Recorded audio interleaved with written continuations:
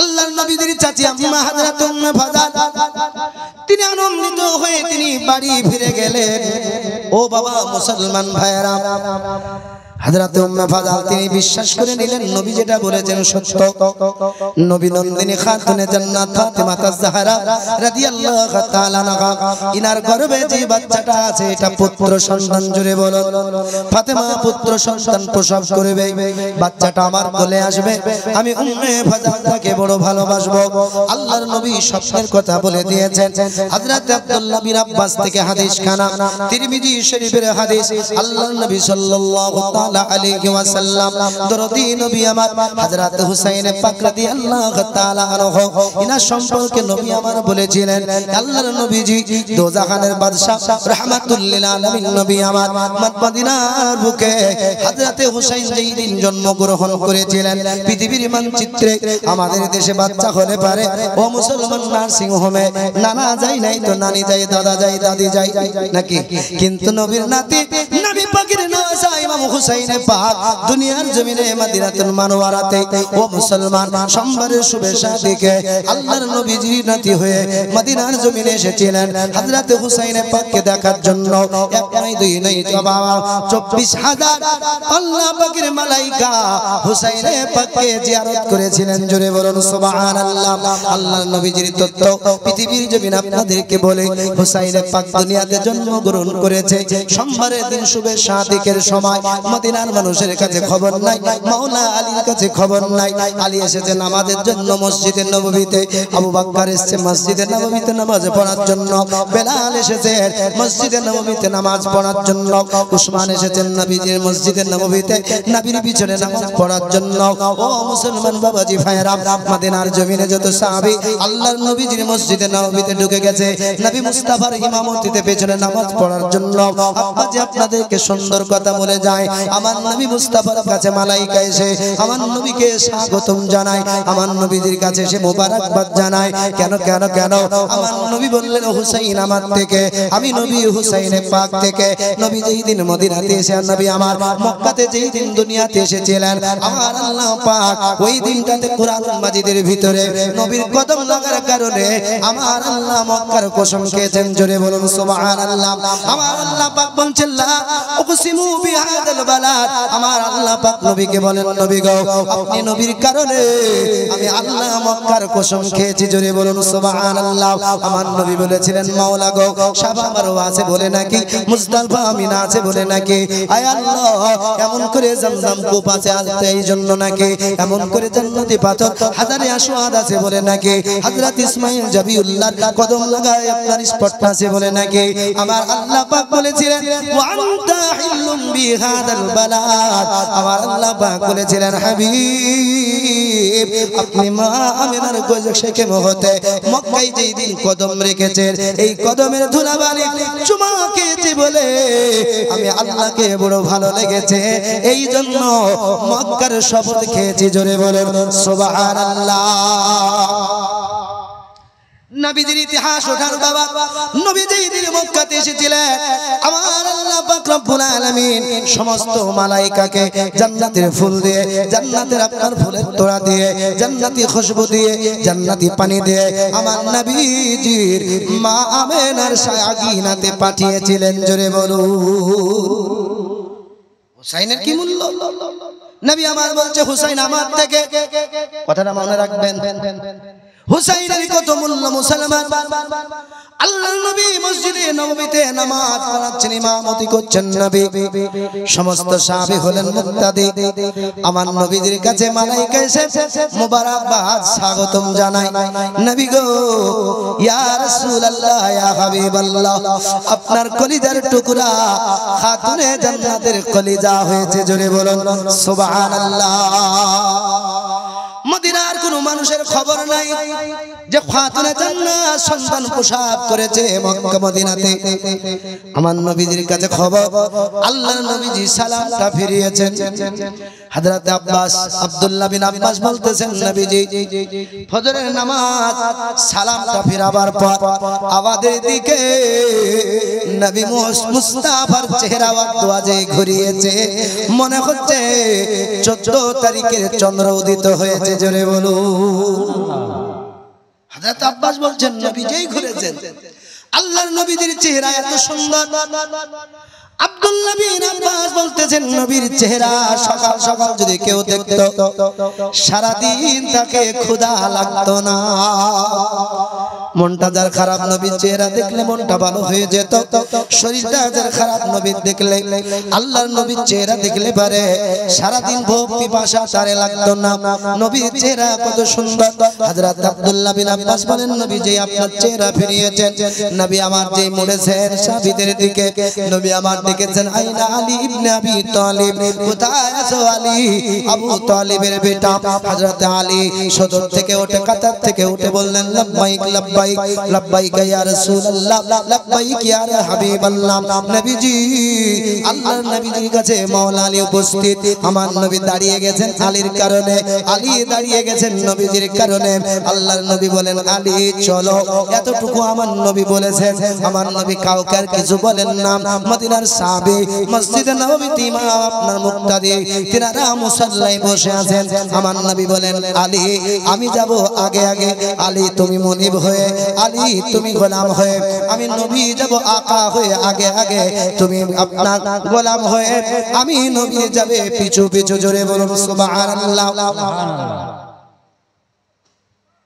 আল্লাহর নবী বলছেন আলী আমি নবী যাব আগে আগে তুমি আলী যাবে পিছে পিছে হযরত আলী কিছু বলেন না নবী আমার মসজিদে নববীর গেটে এসে দাঁড়ালেন নবী আমার জুতো মুবারক লালাইন মুবারক নবী আমার পরিধান করলেন আল্লাহর নবী পরিধান করার পর নবী আমার বলেন আলী চলো নবী যায় আগে আগে আলী যায় পিছু পিছু জোরে বলুন সুবহানাল্লাহ আলী চিন্তা করে মাওলা নবী কোথায় যায় নবীকে যদি বলি যদি বিয়াদবি হয়ে যায় নবী কোথায় যায় যদি বলে দিই পিছনে যে নবী কোথায় যান বিয়াদবি হয়ে যায় এই সাহাবীদের আকীদা আর ওহাবী বলেন নবীর ভুল ছিল আস্তাগফিরুল্লাহ যারা বলেন মাযাল্লাহ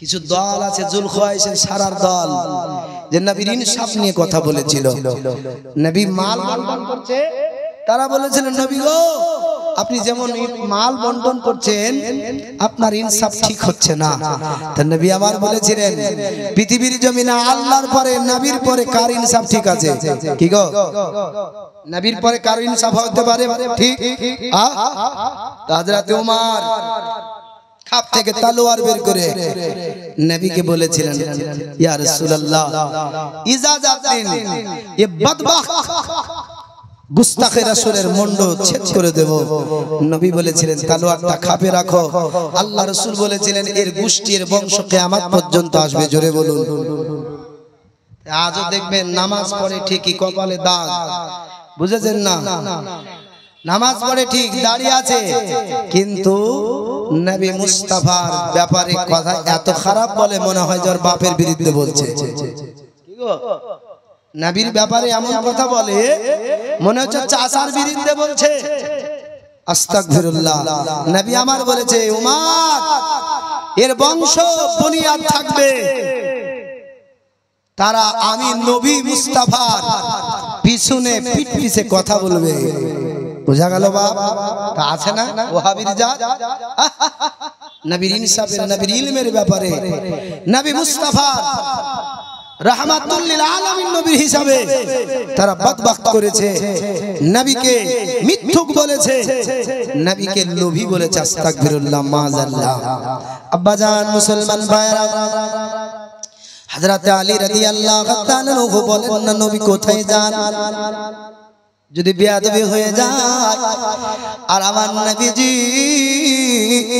আগে আগে যান আলী যান পিছু পিছু নবী মুস্তাফা চলতে চলতে খাতুনে জান্নাতের বাড়ির সম্মুখে মাওলা আলীর বাড়ির সম্মুখে নবী আমার গিয়ে দাঁড়িয়ে গেছেন।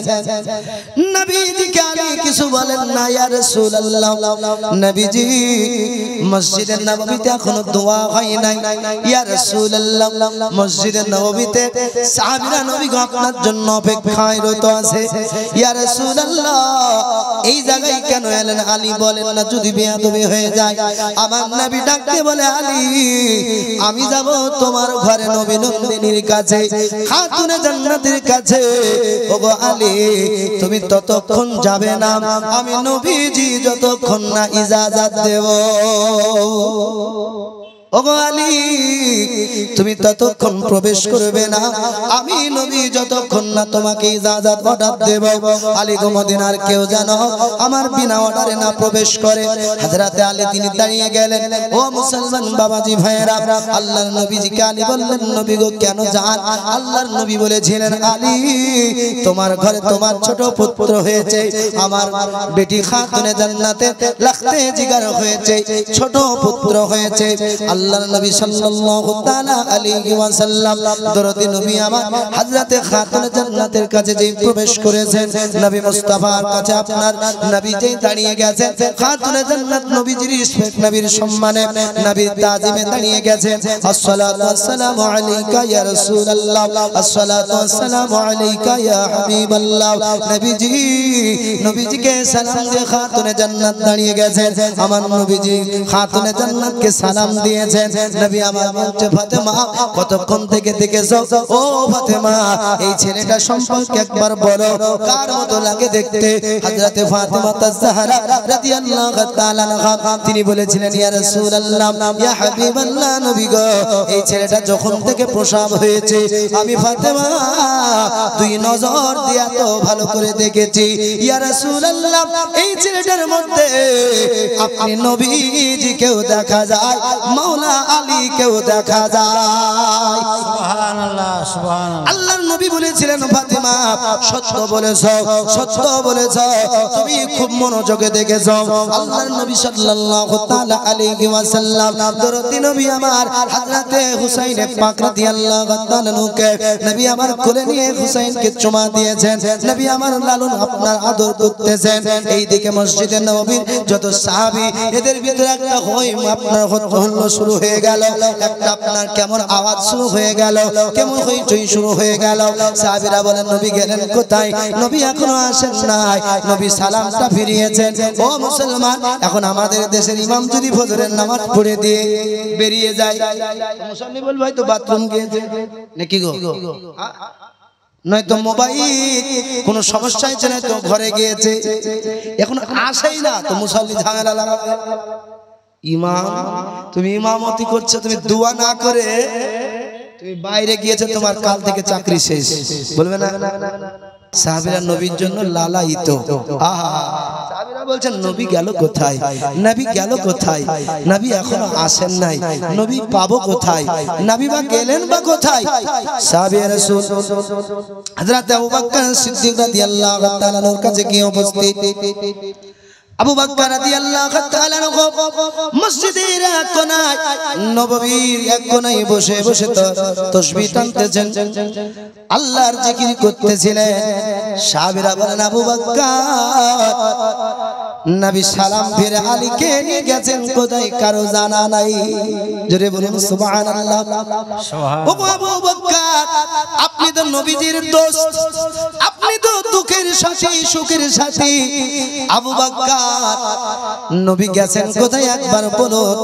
আবু বকর বলেছিলেন ও নবী প্রেমিকেরা আমার নবী গেছেন কোথায় তোমাদের কাছে খোঁজ নাই, আমি আবু বকরের কাছেও নাই। জোরে বলুন সুবহানাল্লাহ সুবহানাল্লাহ। আবু বকরের কাছে রিকোয়েস্ট করা হলো হুজুর একটু দেখুন নবী গেছেন কোথায়। আবু বকর বলছেন দেখছি। সুবহানাল্লাহ। নবী কার নাম? আমরা কোন নবীর উম্মত? সিদ্দিকের আমরা প্রেমিকের লোক, ঠিক না? কি গো নবী আমার বলেছেন মা আনা আলাইহি ওয়া সাহবিহি, ওই দলটা জান্নাতে যেই দলের ভিতরে আমার সাহাবীদের অনুসরণ আছে, জোরে বলুন। আর যে সাহাবীদের মধ্যে আমি নবী অবস্থান করছি ওরাই জান্নাতি, জোরে বলুন, ওরাই জান্নাতি। আমরা জান্নাতি দল না জাহান্নামী দল? কি গো, হুসাইনের প্রেমে, মুস্তাফার প্রেমে, মাওলার প্রেমে বসেছি, ঠিক না?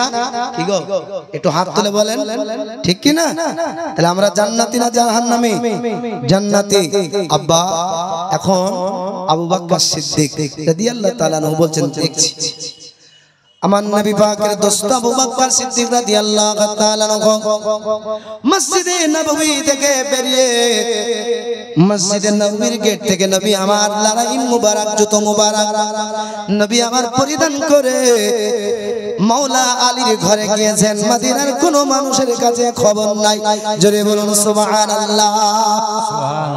আবু বকর সিদ্দিক রাদিয়াল্লাহু তাআলা আনহু তিনি দাঁড়িয়ে গেলেন, বাবাজি নবী আমার যেই রাস্তা দিয়ে নবী আমার কদম কদম হেঁটে হেঁটে গিয়েছেন, আবু বকর সিদ্দিক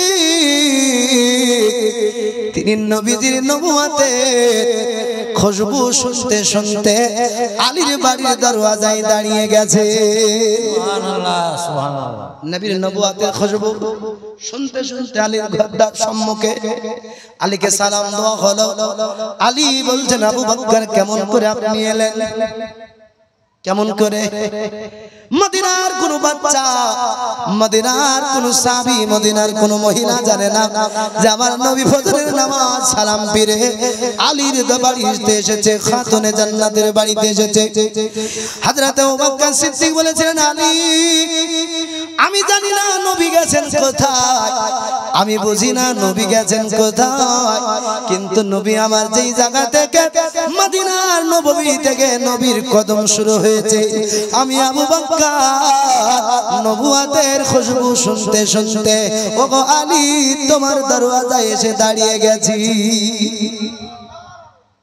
আলী নবীর নবুয়তের খুশবু শুনতে শুনতে দাঁড়িয়ে গেছে। হযরত আলীকে হযরত আবু বকর বললেন, আলী নবী গেছেন কোথায় একবার বলো, নবী গেছেন কোথায়? আলী তুমি বাইরে, নবী দেখা যায় না, নবী গেছেন কোথায়? হযরত আলী বলেছিলেন, আবু বকর আমার নবী মুস্তাফা তার ছোট বেটি নবী নন্দিনী খাতুনে জান্নাত ছোট বাচ্চা, ছোট সন্তান প্রসব করেছে, ওই বাচ্চাটাকে নবী দেখতে গিয়েছে। বলি এতটা সময় নিয়ে? বলে হ্যাঁ, বলে একটু যেতে দাও। আলী বলছেন, আবু বকর নবী বলেছেন বিনা ইজাজতে হবে না। আবু বকর দাঁড়িয়ে গেলেন, সুবহানাল্লাহ। আর আমাদের দেশের হলে কি হবে জানেন? ইমাম সাহেব আমার এত কাছে, মানে ইনি ঘরের ভিতরে কি আমল করছেন কি করছেন এ দেখার নাই, যাকে দায়িত্ব দেব কেউ যেন না যায়, তো এই এসে বলছে আমার এত কাছে, যাব না মানে দরজায় লাত মেরে ঢুকে পড়ে। কি গো, বলে আমার কাছে না, আদব। এরা বলছে বেশি প্রেম করি, কিন্তু শোনেন বাপ, আদবের প্রয়োজন। বর্তমান সময়ে আদব বলে জিনিস আছে? কি গো, আছে? বড়দেরকে আদব করে সম্মান করে নাই। 100-র ভিতরে 90% হারিয়ে গেছে, বুঝেছেন না? কাকে যে আদব বলছেন আমার তো বোঝা যাচ্ছে না, কিন্তু সাহাবীদের কি আদব? হযরত আলী বললেন, আবু বকর যাওয়া যাবে না। হযরত আবু বকর দাঁড়িয়ে গেলেন। হযরত আলী রাদিয়াল্লাহু তাআলা আনহু, হযরত আবু বকর বলছেন, আলী এই ছেলেটা কত দামি, আমার নবীজি এখনো পর্যন্ত ছেলেটার জিয়ারত করতেছে, জোরে বলুন সুবহানাল্লাহ। ছেলেটা কত দামি। হযরত আলী বলতেছেন, আবু বকর কি বলবো ছেলেটার গুণের কথা। আলী বলতেছেন, আবু বকর আমার নবীজি এই ছেলেটাকে জিয়ারত করার জন্য, দর্শনের জন্য গিয়েছেন, আর আমি আলী গেটম্যান প্রহরীদার হিসাবে দাঁড়িয়ে আছি। আমার নবী শুধু একা জিয়ারত করে না, আকাশের ফেরেশতা আমার ছেলেটাকে জিয়ারত করেছে, জোরে বলুন সুবহানাল্লাহ।